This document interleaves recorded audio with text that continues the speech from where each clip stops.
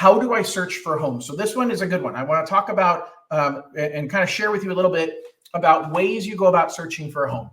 First of all, open houses are a great way to see homes. Now, you don't have to have a signed agreement to go visit an open house because you're just walking in and the realtor that's there is representing the seller of the home.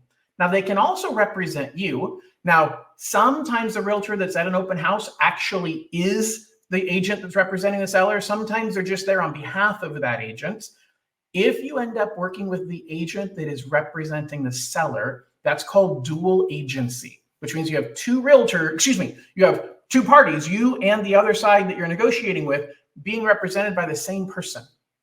That can work out really well, and it can work out really badly.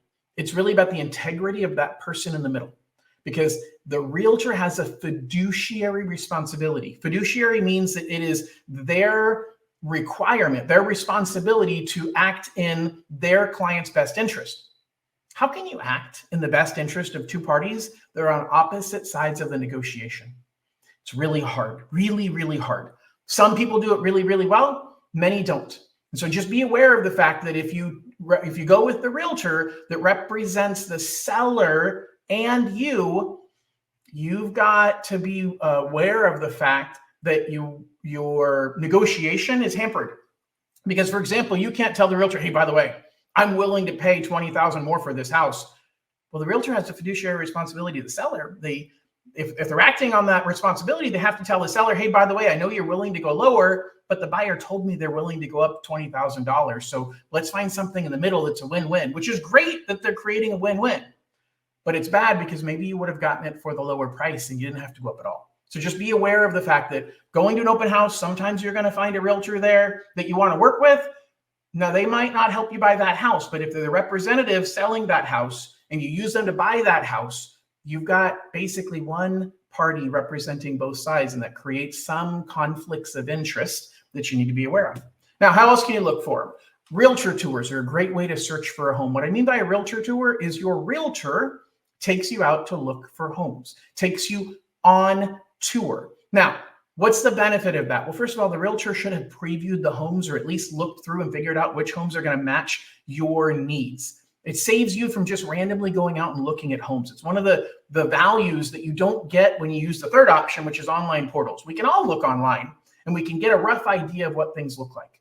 But a realtor who's local to that home has likely previewed it or driven it out and looked at the home because they have multiple clients looking in that area. And look, as a professional, that's their job, is to know the inventory they're selling.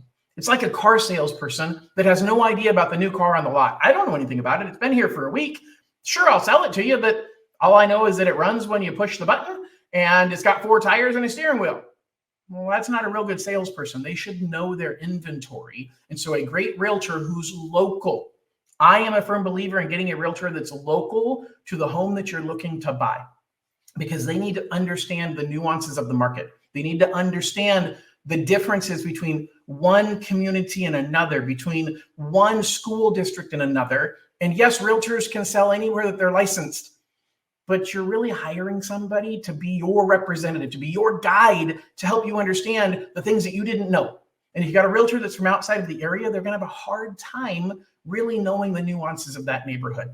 So then the third option is you can go through online portals. Again, you're playing realtor roulette at that point, because you're simply saying, hey, I want to go look at this home and I want you to take me out to look at the home. You have to sign an agreement with them before they show you the home. Even if it's limited to that one property, you still have to sign an agreement that says, I'm willing to use you to represent me through this entire transaction if I buy this home. So that's kind of realtor roulette. I'm not a huge fan of that. I think it's okay to use the portals to see what inventory is out there, but pick your own realtor and use that realtor to go out and find a home. And if you find something through the portals, send that to your realtor and say, hey, Mr. Realtor, hey, Mrs. Realtor, can we go look at this house at 123 Main Street? All right. Hopefully that helps you with the process of how to search for a home.